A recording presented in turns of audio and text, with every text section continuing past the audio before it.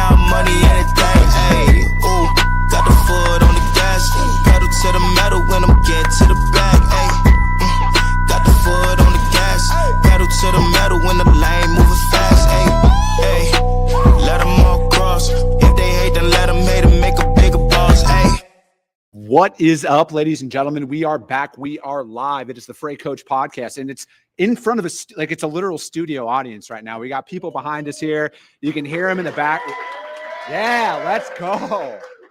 Yeah, we're live from the LTNA annual conference here in Chandler, Arizona. It's phenomenal. It's 5 minutes from my office. And plus, we get everybody from the rest of the country to come out and enjoy our summertime out here, which is November through June. And I got my good friend Jon Pruitt back on the show, you guys, to break it down. We're going to be doing a little bit of a market report, what's going on out there in the freight market as a whole, but most importantly, what can we expect as we're out there trying to develop new business in the market, and really the importance of understanding what our customers are going through. It's not just us who are having issues out there in the freight market as a whole. So Jon, thank you so much for taking the time to join me here today. Yeah, absolutely. It's great to be here. So it's been a while since I've been back in the early days when I first met you. So a lot of podcasts have passed since then. Yeah, no, it has. We're at like 1330, 1340 from episode number mark at this point. And, you know, Brad was saying, he's like, he doesn't see how I can do this every single day. But it's like, for me at this point, I feel like there's so much information that's out there, but like how much of it is credible and like relevant. And I think like in social media culture, what you see is it's really easy. I mean, like with these microphones and this camera, you can spend $3,000 and look really legit out there. But again, do you actually have the experience that you're talking about on social media and through podcasting and everything? And for me, it's like, it's so important to continue to highlight people who are active in the freight industry, most importantly, who have seen market cycles before, who've seen good markets, bad markets, hard economic times, everything else, to come out here and talk about it. Because I think,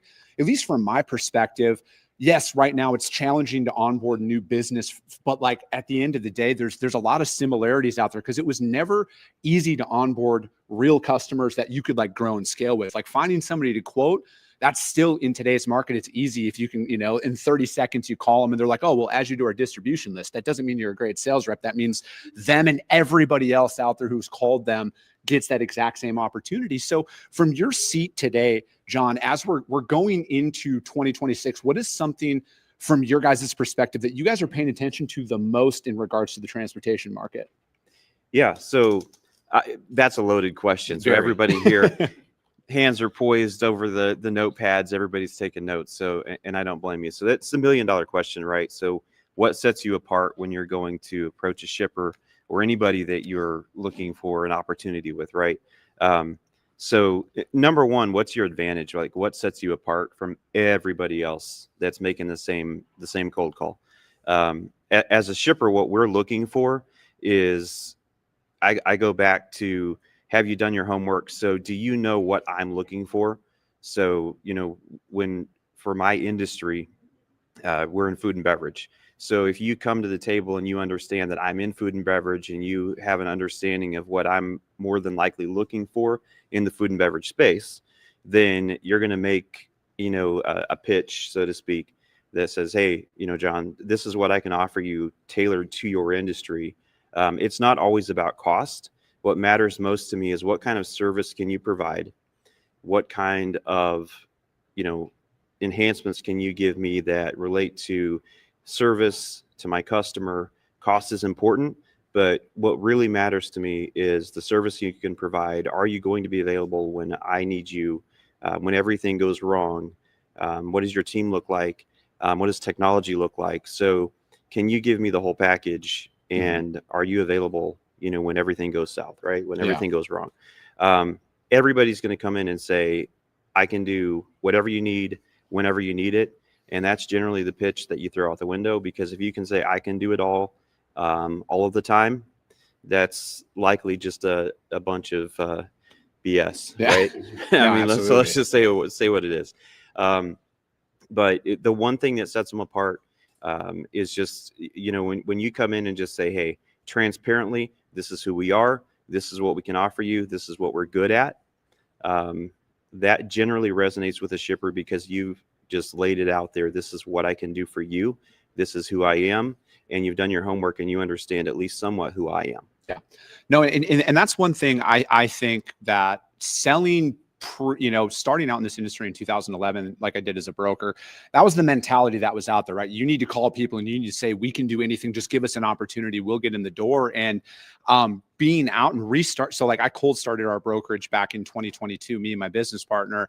And I noticed early on in our sales outreach that like the way we were selling was not applicable anymore. And so we just really, really tailored our outreach, and we're very niche based, right? Like we are 100% open deck, heavy haul. That's all we do, full truckload, partial truckload. Like I'm not selling on the fact that I can move an LTL shipment for one of my prospects as I'm going out there. So it's a lot of word vomit. And what I've found is that it's resonated with our customers and our prospects when we're going in there on that singular sales focus. And I think that that's what you see out there in a lot of the reps is they're being taught by individuals like myself who has been selling a long time, and that's what used to work. And maybe they haven't developed a book of business in the last 5 to 10 years because they got an existing customer base, but now they're in charge of their organization and they're training those new sales reps on those old methodologies because that worked back then.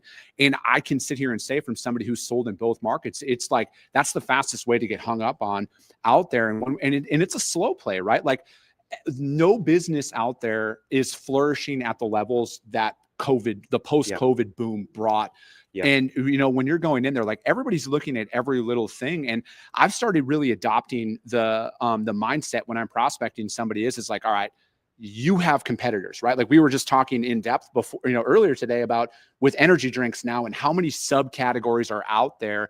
And you guys have competitors from every angle that is coming on. And I think like understanding what you guys go through in your niche alone is going to help bring just more of a better appreciation for why you need to be more prepared when you're going in there and trying to prospect your customers, because one bad shipment could cost you guys 7 figures of revenue. Maybe not one, but absolutely. in time, absolutely. that could happen if you don't have the proper qualifications or even understanding about what moving food and bev is. And, I moved food and bev for the first 7 years of my career, right? I've been into every major grocery retailer, distribution center that's out there. You guys can have that freight, right? Like I will take the crane offload job site freight any day of the week that Open Deck brings to the table, because I've never had more freight rejected than going into a large grocery retailer because packaging was ripped or a pallet was broken. And then that causes 2 days of delays and everything else. Yeah. Yeah. And it's more difficult to deal with. So, the interesting thing is, and this is where it's just questions about the market, questions about, hey, how do I get in and do business with you, with your organization? It's like I said, it's what everybody wants to know the answer to. And the fact of the matter is, when you look at the condition of the market right now, because from a shipper's perspective, I always have questions for carriers, whether they're asset or broker. And I always like to ask the question, how are you doing? What is the point of view, from your side of the table, so to speak? And the reason I want to ask that is because we see it from a shipper's market. And if you look at the comment section, right? I mean, no matter the social media venue, anytime you see a certain post, it's always like, let's go to the comments, because one way or the other, it's going to be entertaining. So I'm one of those people occasionally, and then you're like, I'm out. Like I've seen enough. I need to go get therapy or something. So let's get out of here. But there are those posts that are a bit of a trigger when you look at LinkedIn even. And sometimes you look at the market posts and, rates are so low and there's a bit of a blame game for shippers. Well, shippers have driven the market down. But I think the key word is it is a marketplace. Yeah. And, the market sets the rate. We don't, as a shipper, we take a position. We don't take the lowest cost carrier because we are in food and beverage. We have customers to service, and it's our job in my supply chain team. It's our job to service our customer to the best of our ability. It's my responsibility for our organization to do right, from a financial perspective, and make the best decisions we can so that we're not, spending cash unnecessarily, right? Irresponsibly. So we do have to make good decisions financially. Yeah. But at the same time, we're not going to go out there and say, get in a bidding war and say, all right, you had the lowest cost, so we're always going to go low cost carrier. It's just not the way we operate, because we value relationships. We value carriers who have been in it for the long haul and who have been with us through good times and bad.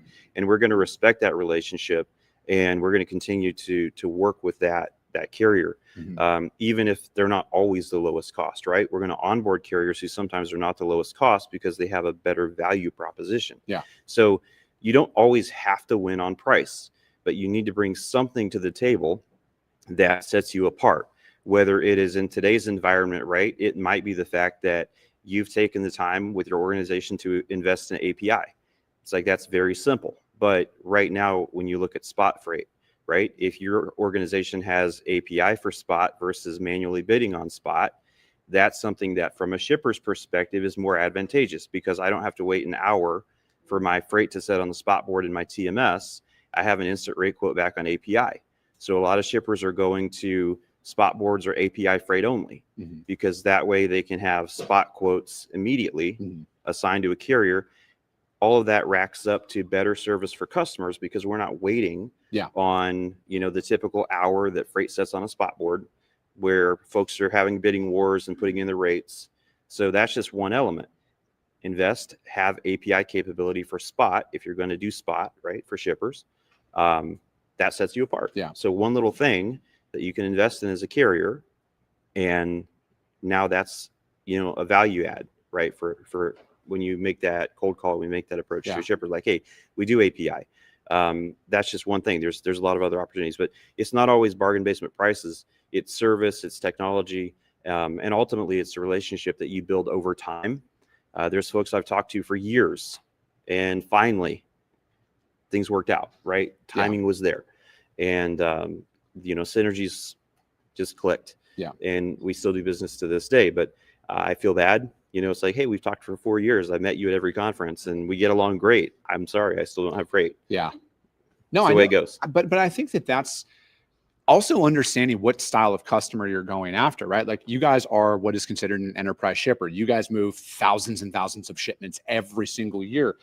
What's required to get onboarded with you might be vastly different than the regional shipper who maybe only moves 100 truckloads in a year that's out there. And, like, you're seeing a lot of stuff right now as the market continues to be depressed overall.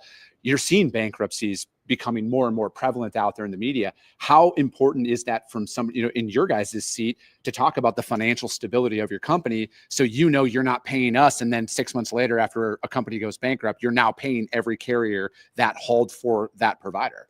It's extremely important. So that's the challenge right now as well, internally. So when you are in a financial market like we're in today, and when the headlines are constantly, another carrier has filed for bankruptcy, and you have, this stream of brokers who are leaving the market, you have this, what seems like a cycle of bankruptcies occurring in the market.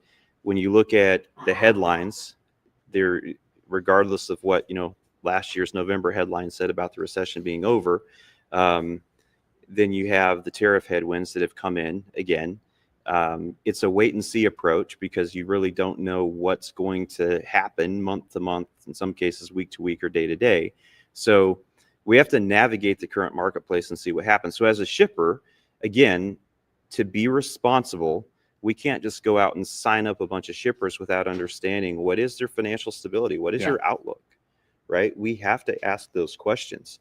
One thing that we have to consider is we're not going to go add a bunch of new capacity right now. We're not going to go sign up a bunch of new carriers that we're not familiar with or that we're not extremely comfortable with in a market such as this. Yeah. So I think what you're going to see across a lot of shippers is you're just going to hold with who you have.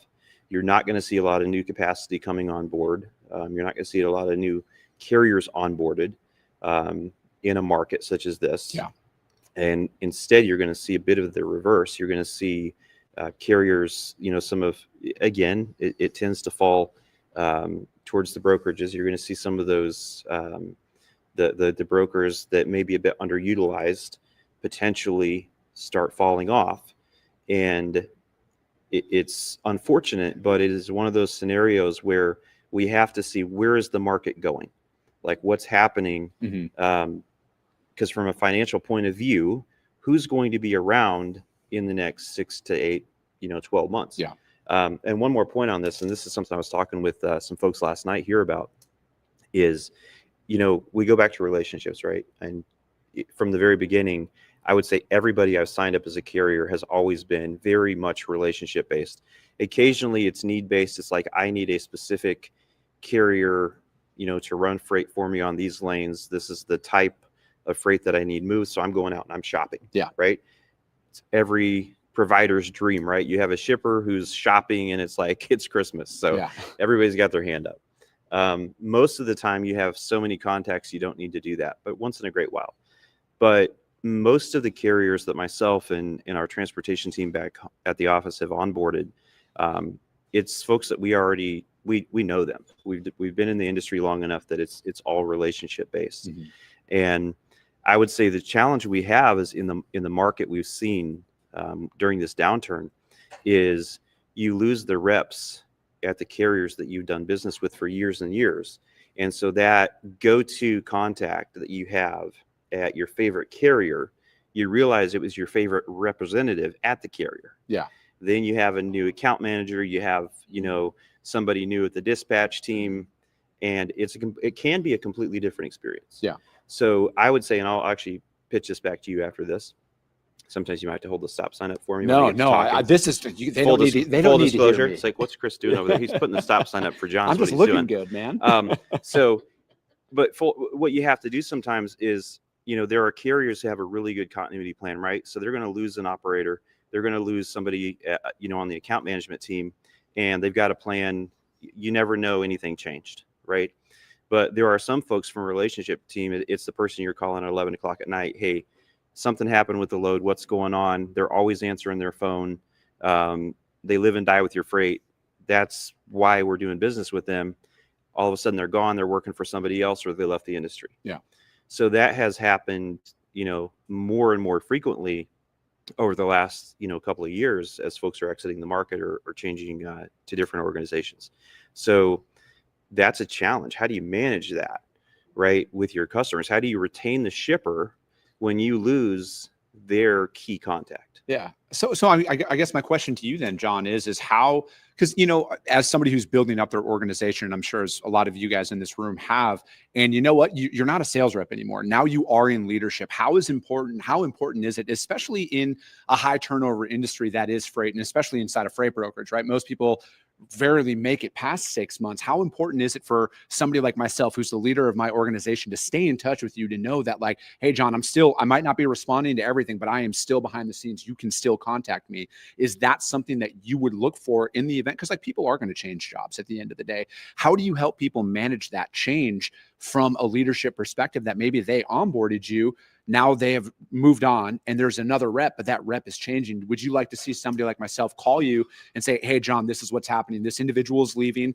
We're going to backfill it. I'm still a part of this. I've always been a part of it. I think that's exactly where you kind of hit the nail on the head. So that's the difference in where it's worked and where it hasn't.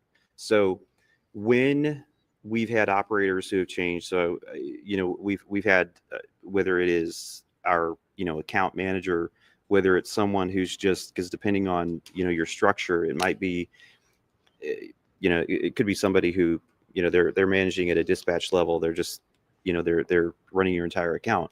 But when you have in a small size, small to mid-sized company, you may have a partner, you may have the owner of the company that's really your go-to person, right? I've had the owner of a brokerage, and when you have a question on a load, you're picking up the phone and you're calling them, and they might be running a, $50 to $100 million brokerage, and they're still like, you're calling them like, hey, where's my load?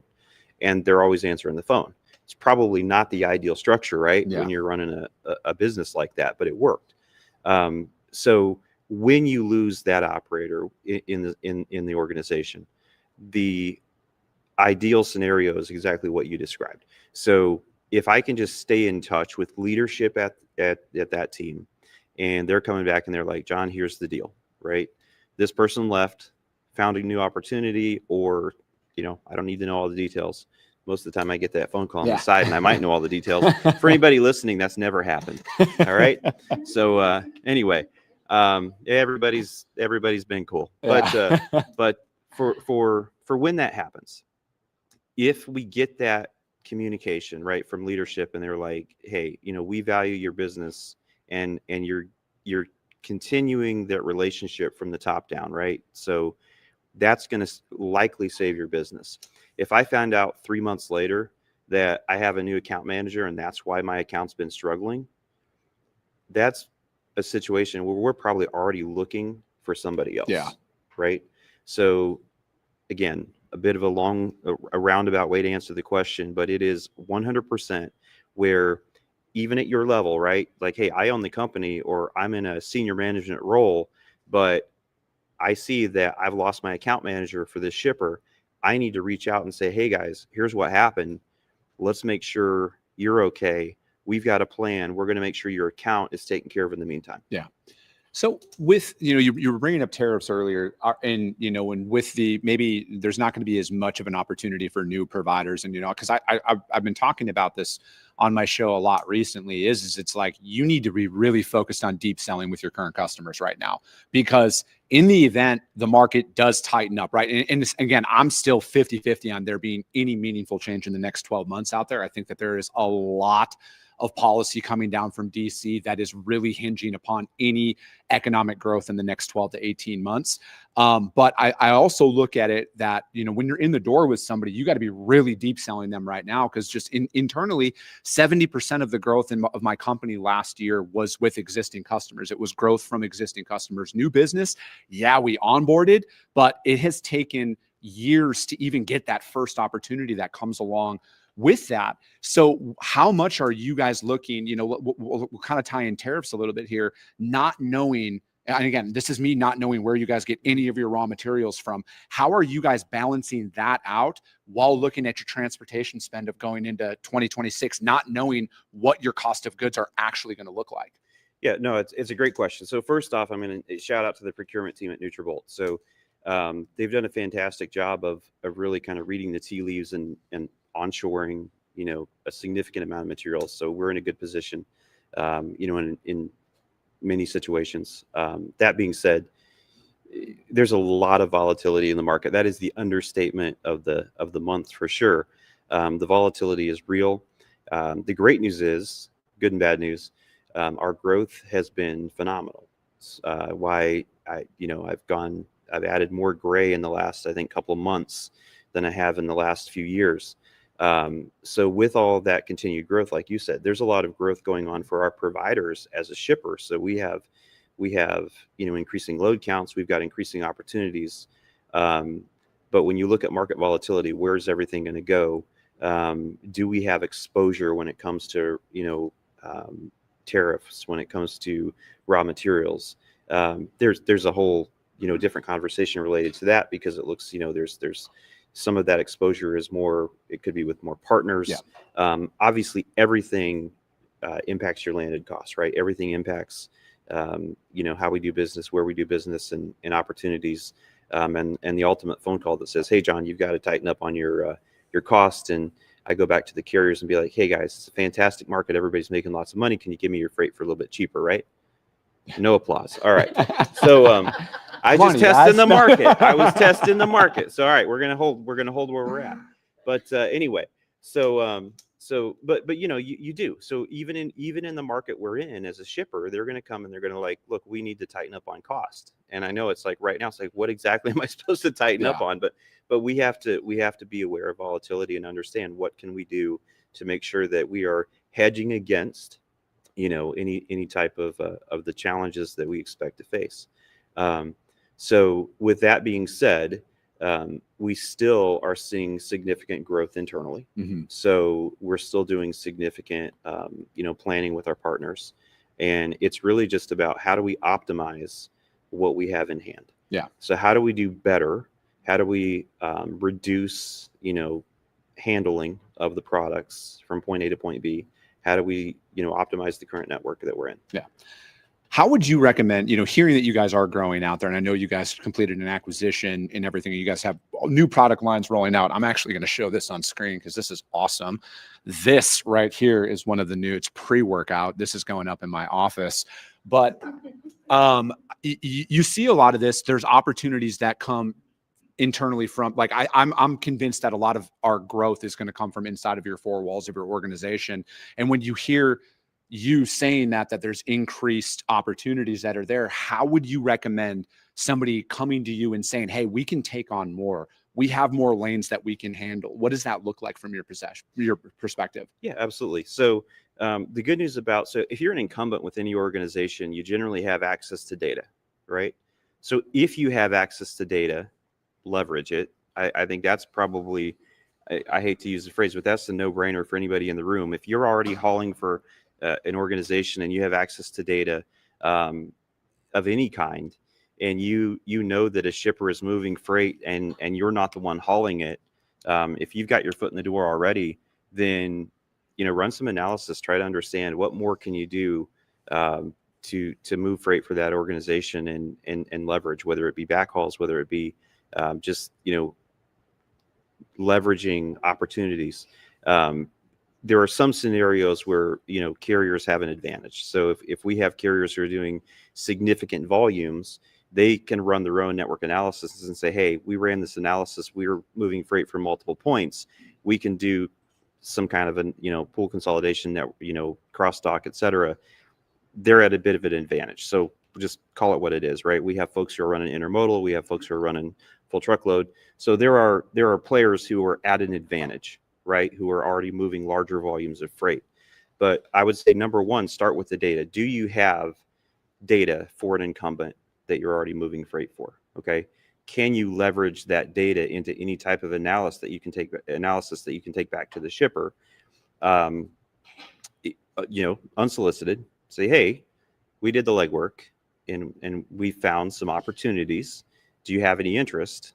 And maybe you don't know exactly what they're paying, but there are market research tools out there that if you're looking at the market and if you're able to pull market rates and say, I know I can beat market, right? Maybe you have a backhaul opportunity and you just need to fill a truck or whatever the case might be. If you have an opportunity out there and you can take it to that shipper and leverage something of that nature. So again, I'm spitballing, I'm just throwing something out there, but I'm a big believer in data. Nutrabolt as a company is a big believer in data. And because of that, I always appreciate it when a carrier comes back to me or any kind of a partner comes back to me and says, hey, we actually took the initiative, we did the legwork, and we think there might be an opportunity because of what we're seeing from our point of view in your network. What if we try this? Maybe we've already tried it. Maybe we've already looked at it. Maybe we haven't. Yeah. Would you be open to a question from the audience right now live? If anybody has a question for Jon, would you be open to taking one as we're kind of wrapping up the show? Absolutely. Does anybody have a question for Jon that you guys want to ask him about anything regarding freight sales, market related, anything like that? No? Come on. One person? Anything for Chris? Yeah, anything for me? Yes, the shirt. You can buy it on my website. No, I'm just kidding.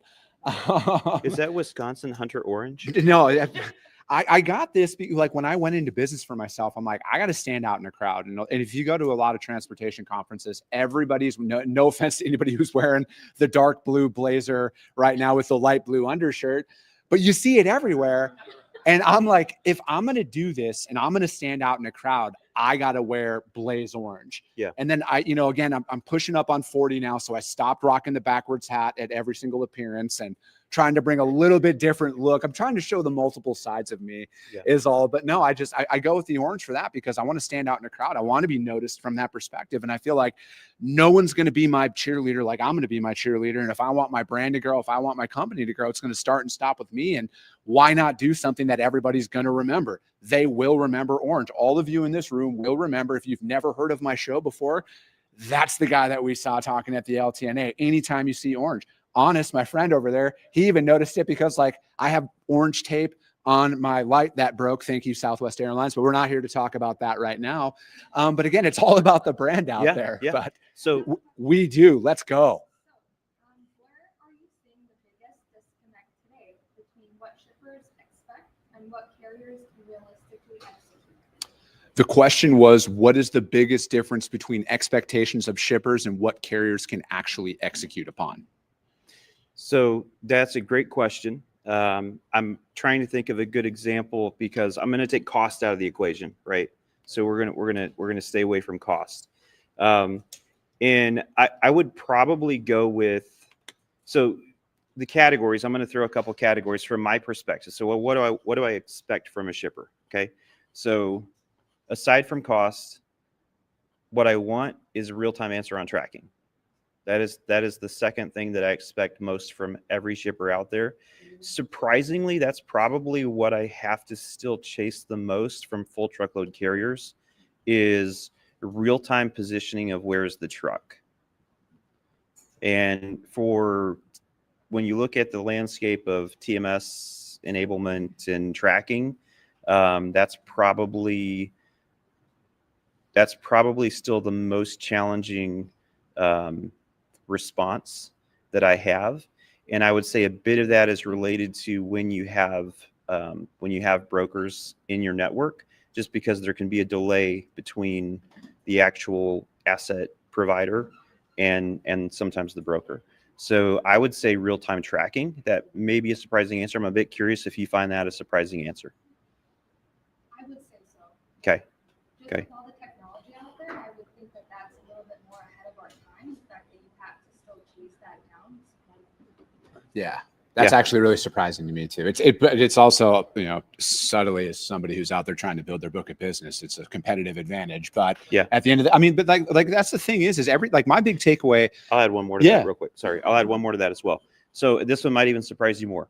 So the fact that you have to remind and ask for proof of deliveries. So for asset-based and broker loads, full truckloads. And that's a daily occurrence.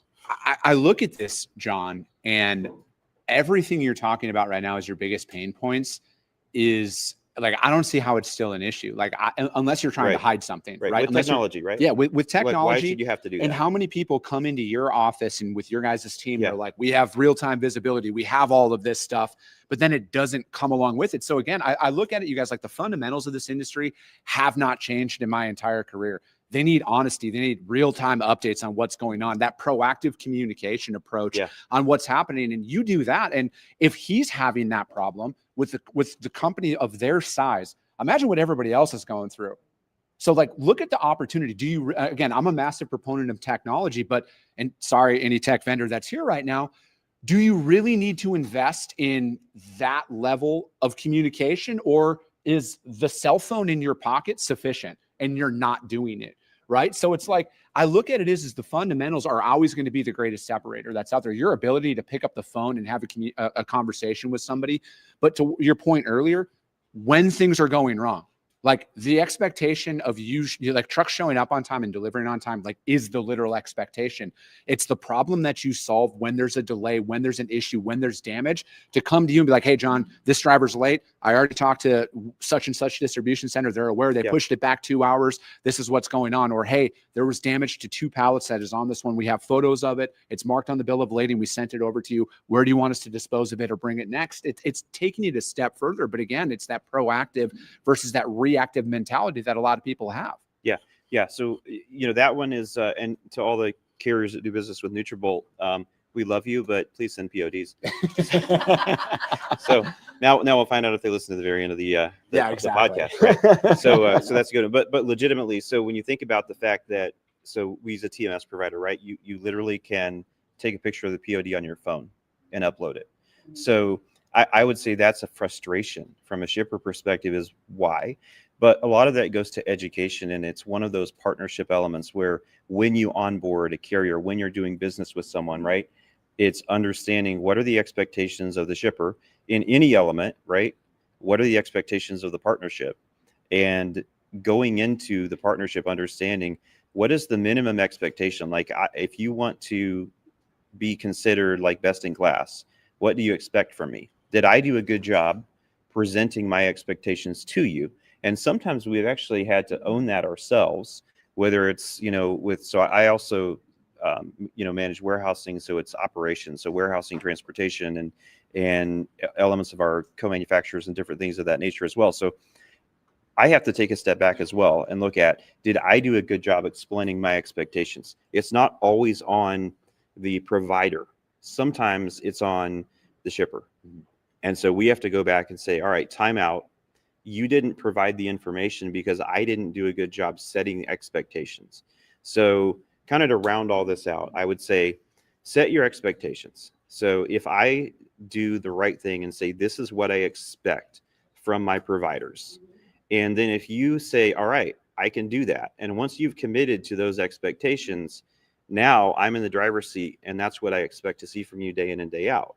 And then when you lose your account manager, and is that organization going to step up, like you said, and come back and be like, hey, we've committed, to providing you this level of service. You're not going to see that change. That relationship is on the tracks, right? As long as that relationship stays, with open communication, two-way. Yeah. So good and bad, the market's up, the market's down. When this market flips, which I swear it will at some point in time, I know we hear that everywhere. But when it does, believe me, 2018, I was the guy getting rates $20,000 to run freight from Chicago to Seattle. Mm-hmm. And I remember talking to people that I had done business with for years. They're like, John, that's the best rate you're going to get. And I'm like, you've got to be kidding me. And, now on the flip side, they're like, are you only paying me $1,300?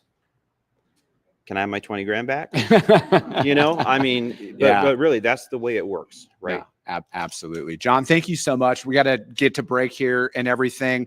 You got to go. We got questions in the back. John, what's your opinion or thoughts on Sean Duffy from the Department of Transportation putting some responsibility on shippers for loading the trailer for the drivers, CDL status, immigration status? It's a huge issue that's happening.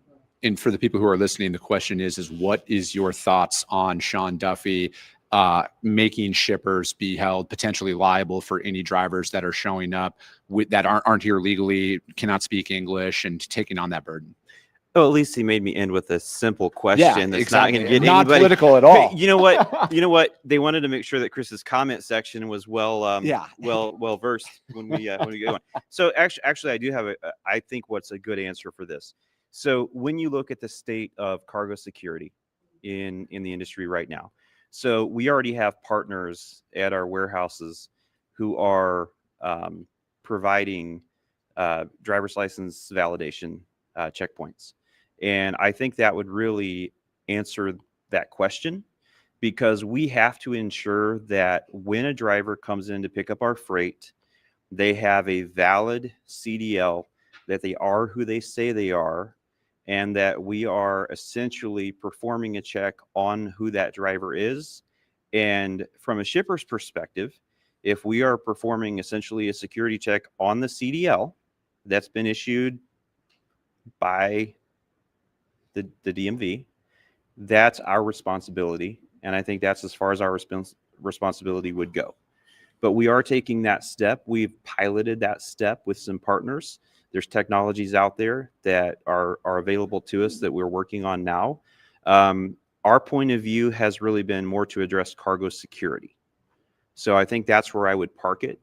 As far as my thoughts on it, I think that the point of view is if it makes the industry safer, I'm for it. I think it's going to be interesting to see where this goes as far as how it impacts the industry with driver availability. A lot of things remain to be seen as far as when you look at the amount of drivers that are available and potentially capacity leaving the industry. But from a pure security standpoint, I think I'm probably addressing that from a shipper responsibility standpoint. We want to make sure that when a driver comes to collect our product, that we do the best we can to ensure that the driver who's taking our product is the driver who has a valid CDL, who can safely transport our product across the highway from point A to point B. Oh, I love it. And well, hey, we're going to have to wrap up here because I know we got to have a short break here for the conference. You guys, thank you so much. It's my first live audience like this of this capacity. As you guys can hear, that is going to be it for today, ladies and gentlemen. As always, if you got value in what you heard, subscribe to the show. And if you're not subscribed, you guys, it's really easy to do it. And also, if you got value, share it as well, you guys, because if you saw value, that's how your network's going to see it as well. I appreciate you guys. I love you guys. And we'll be talking to you soon. And